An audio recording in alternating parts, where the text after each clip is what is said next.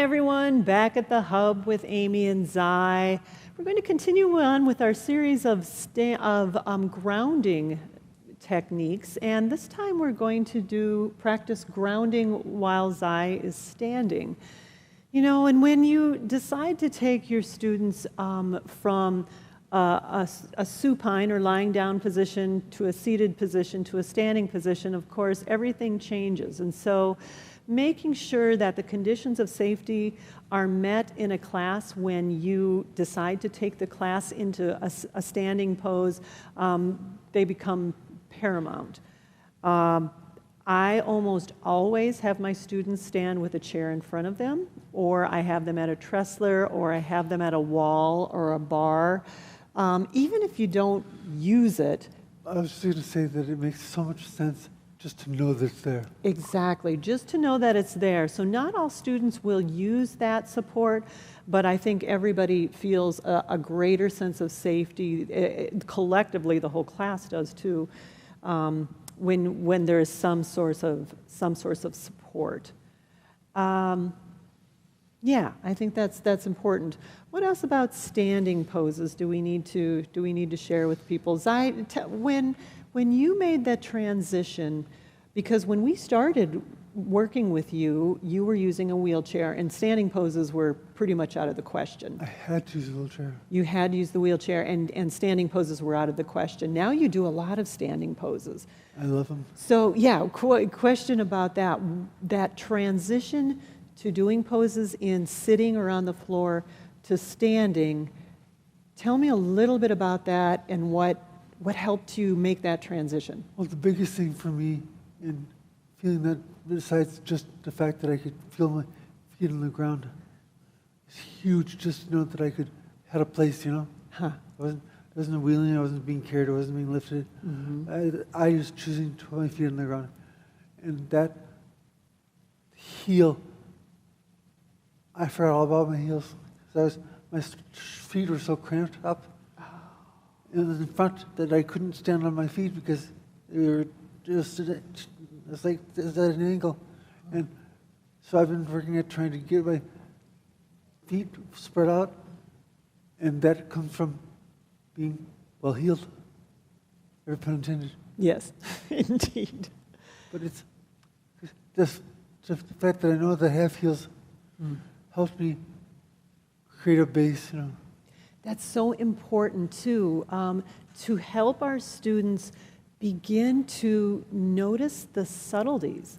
You know, what does it feel like to bear weight through your feet again? And your students will have all sorts of different things going on with their feet. Just about everybody who rolls or walks into your class is going to have something with their feet. And some people have difficulty bearing weight through one foot or the other foot, or they don't have sensation in one foot or the other foot. They haven't put weight through their feet for a long time. And so that transition, don't underestimate the challenges that can come with that transition from seated poses all the way up to standing poses. So we are going to talk a little bit about when you decide to bring somebody up into a standing position, what are some of the ways that you can ensure the conditions of safety are met and provide a sense of grounding, because remember, it's from that sense of grounding that people can expand, that they can get bigger in space, that they can begin to do more poses. So we'll start talking about some of the simple ways that we help people feel a little safer in a standing position. So Zai, I'm going to have you go ahead and stand up. Beautiful. Solid there? Yes. Okay. I'm going to take Zai's chair and bring it out in front here. Let's see, Zai, go ahead and back up just a hair. There we go. I'll just put it right on your foot. That'll be a good source of grounding. Thank you. All right, we'll get rid of this one.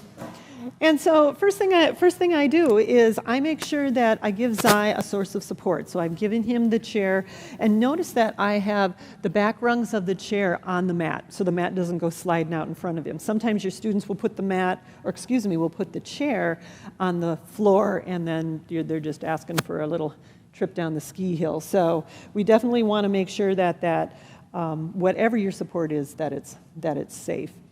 So Zaya's here. Notice that he's hanging on. Some of your students will decide to provide a little bit of reference. I know that you I'm can... not really hanging on, I'm just using it as a reference. Good point. Yeah, you're not hanging on. Some of your students actually will hang on. Zai, I know that you are actually able to stand without that, but I like the fact that you use that little bit of... Just nice to know that it's there. It's just nice to know that it's there, and it provides, as we've talked about, a little bit of point of reference. If you didn't, go ahead and put your hands down by your sides. Tell me the difference that you feel without that little bit of reference from the hands. I feel like I have 4 less feet. That's a lot less feet. So, and tell me then, when you put the hands on there, what changes? It just, the reference isn't, I'm just standing out there alone. It's more like, Okay. I feel so much security, actually, just to have something to hold on to, or just to know that it's there. So Zai's using this to meet the conditions of safety. And from the conditions of safety, that's when he can begin to expand. So a couple different things you can do when your students are in this position. We love to use props at Mind Body Solutions, so I'm going to show a couple different ways to use props here. One way, and some students really like this, and other students don't. So this is something that you want to test out in your students. I'll do it on myself first, is to have them, and this is for people who can stand with their feet fairly close together. Sometimes we'll take a sandbag and we'll put it right on their feet. Now the first thing, well, actually we'll talk with Zai. Is it okay if I try this with you? Yes. Okay. But I was just going to say, Yeah. having a sandbag on your feet really grounds you in place. And at first it can be really unsettling, but because your whole body is free. Isn't it interesting? Yes. And it is, if you think about it and absorb it internally, what's happening on your foot, it becomes safer. That's a really interesting perspective, because that's exactly what I was going to say. When it first comes down, or first lands on your feet, there is kind of an unsettling feeling, isn't there? So I'm going to make sure that you hang on. Now, normally, I would love to get as close to Zai as possible and have my spine lined up with his. That's a little bit harder because of the chair there. So I'm just going to come in from the side. Still make sure that I'm stable. Still make sure that I'm kind of getting the sand equalized. And then I'm just going to put it gently on Zai's feet, evenly. And then I'm going to come up and I'm feel myself growing already. You can. So what is the first thing you feel when the sandbag gets put on your feet? I feel my heels. You felt your heels. So finding the heels again is a precursor for Zai to going up the spine. And having the sandbag on your feet grounds your feet and it releases muscles in my waist that I wouldn't have otherwise released. Okay, and actually maybe even noticing those. Exactly. Because you were holding, you didn't even know you were holding. And so, again, reference we use reference as a tool to reveal a pose, not to correct a pose, but to reveal the aspects of the pose and also to reveal what's going on in the body. Not all of your students will like the sandbag on the feet. So make sure that they're really stable before you attempt this, and be okay with it if this is something that they don't like. So I'm going to take it off, Zai. What do you notice when the sandbag comes off? I feel less grounded. Okay. I'm touching the earth, I'm touching the ground, but I just feel like you could blow me over. Okay, so you feel a less grounded sensation. Yes. And again, there's no right or wrong. Sometimes, depending on how long the sandbag has been on, often there's a freeing sensation when that sandbag comes off. So everybody's going to react a little bit differently. One of the things that I like to use with my students is I like to use a block. Often I use a soft block with my adaptive students. It does tend to cling a little bit more to the skin, and they're really light. So I do like them. We use a lot of wood blocks in Iyengar Yoga, and those are perfectly fine too. I just tend to use more of these with my adaptive students. So Zai, I'm going to have you just take your feet a little bit wider apart, and I'm going to put the block in this way. Go ahead and just hug the block with your feet there. And notice that I took the block couple different ways. You could put it this way or this way. Most students tend to like it this way because they can keep that nice alignment of the hips right down through the heels. If you have somebody whose balance is a little more challenging, you might want to use one of the wider positions of the block, although often it's not quite as good as the upright. But then that's a personal decision too. What do you notice first when we put that in, Zai? That my ankles can't touch. Yeah, indeed. So I want you to gently squeeze the block ever so slightly with your feet. Wow. Lengthen down the inside edge of the feet. And tell me, what do you feel in your body when you do that? That went straight up to the groin. So you felt that go right up the midline. Totally. Another great way to help students feel the midline. Remember, a lot of our students will have an asymmetrical gait or an uneven way of walking or standing. In fact, most people do. So it's another way of showing them that midline orientation. Again, remembering that alignment itself is a source of grounding. Alignment is an effortless form of mind-body integration. So we really like to help people come back home to that midline. Okay, is it okay if I move it? Of course. Okay. All right, so I'm going to take that out. So the next one, so we started here. This time I'm going to have Zai take the block and bend his knees a little bit and just put the block in between his upper thighs. I'm going to hand that to you. If you need to step back, you can. There you go. Just in between the upper thighs. There we go. It doesn't have to be really, really high. Good. Okay.